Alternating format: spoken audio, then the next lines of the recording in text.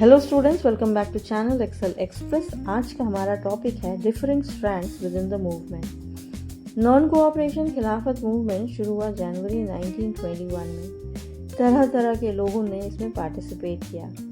मुद्दा चाहे हर किसी का अलग हो, पर सब स्वराज के लिए आगे आए। सबसे पहले देखते हैं टाउन्स एंड सिटीज़ में क्या हुआ। इसमें मिडिल क्लास ग्रुप्स के लोगों ने पार्टिसिपेट किया। हजारों की संख्या में स्टूडेंट्स ने गवर्नमेंट स्कूल्स एंड कॉलेजेस को छोड़ दिया। हेड मास्टर्स एंड टीचर्स ने अपनी नौकरी से रिजाइन कर दिया और लॉयर्स ने अपने लीगल प्रैक्टिसेस छोड़ दी। अब हुआ यूं कि बहुत सारे प्रोविंसेस में काउंसिल इलेक्शंस को बॉयकॉट किया गया, एक्सेप्ट मद्रास, जहां पर नॉन ब्राह्मण्स की पार्टी जस्टिस पार्टी थी। अब उन्होंने सोचा कि अगर इलेक्शंस बॉयकॉट करेंगे तो उनकी पावर नहीं रहेगी, इसलिए उन्होंने इलेक्शंस बॉयकॉट नहीं किया ताकि उनकी पावर जो है वो उन्हें मिले। अब यहाँ पर दो मज़ेदार बातें बताती हूँ आप लोगों को। मोतीलाल नेहरू, CR दास जैसे लोगों ने अपनी लाखों की प्रैक्टिस छोड़ दी थी नॉन कोऑपरेशन के लिए।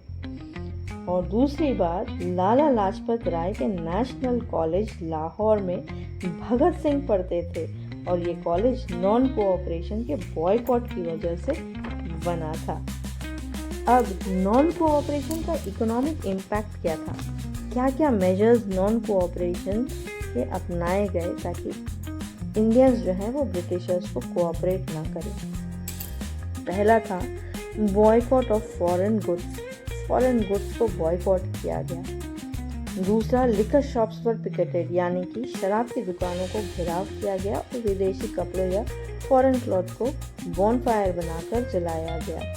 इससे हुआ यूं कि ब्रिटिश इकोनॉमी जो थी वो हिल गई और उन्हें नुकसान झेलना पड़ा। नेक्स्ट था इसका कि इंपोर्ट ऑफ फॉरेन गुड्स की इंपोर्ट आधी हो गई थी 1921 एंड 22 में, जो कि 102 करोड़ से गिरकर 57 करोड़ हो गई थी।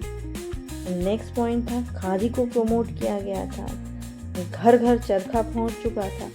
इससे हम इंडियंस को क्या फ़ायदा हुआ, पर मर्चेंट्स एंड ट्रेडर्स ने फॉरेन गुड्स में ट्रेडिंग करने से मना कर दिया और फाइनेंस के लिए भी तैयार नहीं हुए थे फॉरेन ट्रेड में।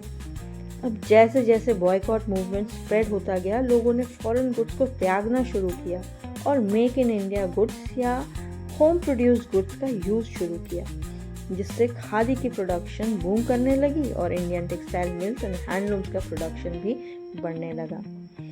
अब क्या आप जानते हैं कि विदेशी कपड़ों का इंपोर्ट 50% तक गिर गया था सिर्फ एक साल में। लोगों ने इतनी होली जलाई कि मैनचेस्टर का टेक्सटाइल इंडस्ट्री हिल गया। लेकिन सिटीज़ में एक प्रॉब्लम हुई थी। ये मूवमेंट जो था ये सिटीज़ में थोड़ा स्लो डाउन होने लगा था। अब इसका रीज़न क्या था? फर्स्ट रीज़न था खादी महंगा था। मिल प्रोड्यूस गुड्स के कंपैरिजन में खादी जो कि हैंडमेड था ज़्यादा एक्सपेंसिव था, as mill goods were produced in bulk, so it was cheaper. And khadi जो कि हाथ से बनता था तो पुअर लोग अफोर्ड नहीं कर पाते थे और वो महंगा भी था, इसलिए ज़्यादा समय तक इसको बॉयकॉट नहीं किया गया। अब नेक्स्ट था ऑल्टरनेटिव इंस्टीट्यूशंस जो थे वो कम थे।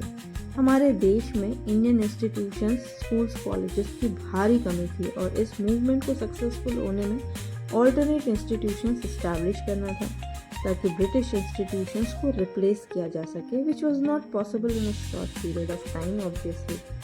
सो टीचर्स एंड स्टूडेंट्स जो थे वापस गवर्नमेंट स्कूल ज्वाइन कर लेते हैं। थर्ड पॉइंट था लॉयर्स विथड्रू।